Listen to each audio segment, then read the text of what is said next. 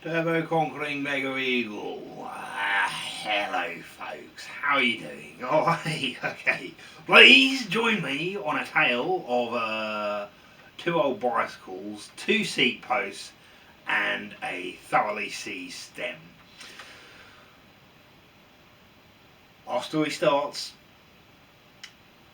almost a month ago now, and maybe even a little bit more than a month ago, when I had attempted to remove a seat post from this bicycle, an aluminium seat post in a steel frame, and I'd also had in my possession a bicycle of my brother's who'd had the bike sat in his loft for many years, also with a seized seat post, which had been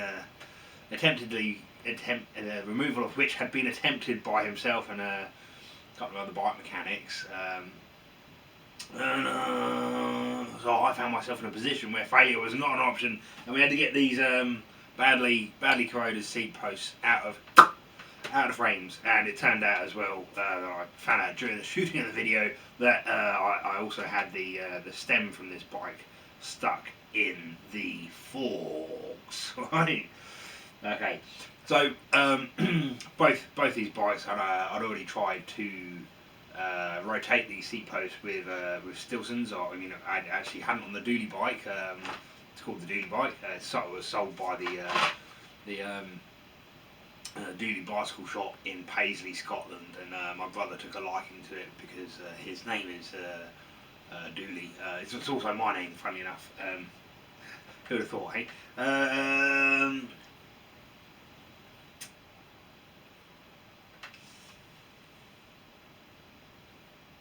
So, having concluded that neither seat post would be coming out of the bike frames with simple hand tools, the first thing I did was attempt to use a slide hammer. Fixing was a little bit tricky, as I'm sure you can imagine. So I turned down a mandrel with whose OD was the same as the seat post, and popped a couple of bolts straight through the seat post, through the mandrel, and out the other side. Had a nut on there, and then hung the bicycle from the rafters in the ceiling, and using a big old slide hammer, pow, went at it for a little while, but with no success. Yeah? Worrying that the effectiveness of the bicycle as an anvil, as it were, which is what you're doing. I mean, you want the bicycles to stay still and the seat post to move. I put the wheels back on it and to add a little bit of weight, and tried it on the ground, but still nothing. So the next port of call on the quest to seat post removal was thermal shock. I started off with a kettle full of boiling water. I could have used more heat on the black frame on the bike that I found at a skip, but I couldn't have done so on the red bike because that had paint and decals and stickers on it that I was trying to save. So this is the kettle, and that didn't work. And by this point I'd switched to using an air hammer as well. Merely supposing that it might the hundreds of impacts a minute, hundreds of light impacts a minute, would be more effective than the slide hammer, seeing as though the weight of the bicycle was so low. This didn't work either, as it happened. So, in order to increase the effectiveness of the thermal shock, I created some dry ice. So this is something I've done before. You've got to catch it somehow.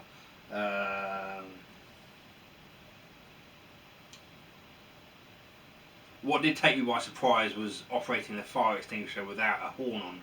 Horn's the the funnel shaped thing, the cone on the end of the hose, and I've been using that fire extinguisher for welding, so that didn't have a horn in it. I found a horn, put that on, and then shot it into a box and got the dry ice out of the box and packed it around the seat post. Insulated it with a jumper, left it for a little while, and then used the kettle again. These methods didn't work for me. This didn't work, but it might be something you want to try first before taking more drastic measures.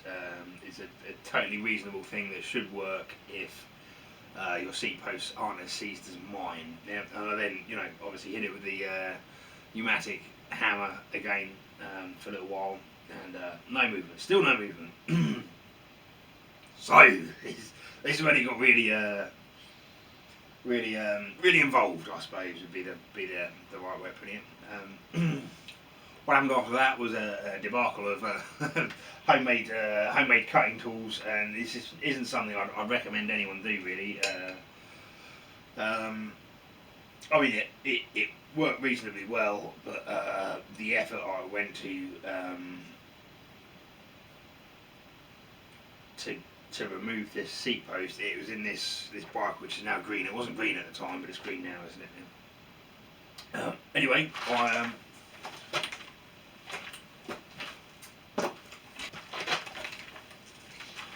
basically made a cutter. So this is just mild steel. We're only cutting through aluminium. The fact that it's mild steel didn't help me. I had to repeatedly take it out and just touch it up with a grinder to keep an edge on it. That's not a great material for a cutting tool, even if you're working in softwood, let alone metal. But that in the drill, like this is I suppose if you found a piece of 25mm pipe or whatever size your seat tube is, and put your cuts in it, you might be able to do that without a lathe, I suppose. I did use a lathe just to try and get a little bit more concentric. I turned this shaft down so that it would fit snugly inside this before I welded it. Then with the drill, it still wasn't perfectly true. Actually, it looks really warped there, doesn't it? But either way, that got the majority of the seat post out of this bicycle. There was a small amount of film. I think the actual size of the seat post was 25/4, and this is a bit of 25 pipe. So it did leave a little wafer of aluminium around the outside, which I did have to get a screwdriver in and just weasel that out because it had come loose by itself by that point. And that was a success. Yeah. I have put a couple of wee little dents in this frame by doing that. Unfortunately, perhaps I could have been more careful. Perhaps I could have designed this a little bit better. I think if I had a pin in the front that was the same OD as the idea of the seat post, it would have guided it down. But then that's relying on this seat post being perfectly concentric, and it's just a bit of extrusion, isn't it? So yeah, perhaps would have been better. Either way, I'm not so worried about this bike. This is this year's winter bike. It's not a particularly nice frame, but I didn't want to run the risk of damaging the dually bike, which has a much lighter frame, thinner tubes, walls on the tubes, altogether a far more dainty bike. So this is where it got really interesting and scientific and stuff. What I did was plug the end of the seat tube in the dually bike, turn it upside down, and fill the seat tube from the bottom bracket with caustic soda. Yeah, and that's a pretty aggressive chemical used for cleaning drains and whatnot. I wouldn't use drain cleaner because that's probably got a load of other stuff in as well as the caustic soda, but it attacks aluminium, something chronic, yeah, and leaves steel pretty much alone. So got that cooking, and I could hear it fizzing away. It was about this time that I started trying to paint this green frame, and I realised that I'd have to do the same for the fork. So I got the fork sat in a tub of caustic soda as well. It's very interesting. The fork, the stem of the forks appears to have been cast, and that's despite being a thicker wall thickness, seemed to erode much quicker than the than the seat post in the dually bike. So all in all, that took about 3 weeks for the caustic soda to eat through the seat post and the stem, which is, you know, a very long time. You know, there's no two ways about it. If you want to ride a bike and either you're up against a challenge like that, then a three week wait might put you off. However, if you want to save an old frame from the scrap man, then I think a 3 week wait is perfectly reasonable. And maybe it's not an old frame; it's just something you'd like to get on the road cheaply or whatever. But it's definitely the way to go if you've got time on your side and a heavily corroded seat post. Yeah.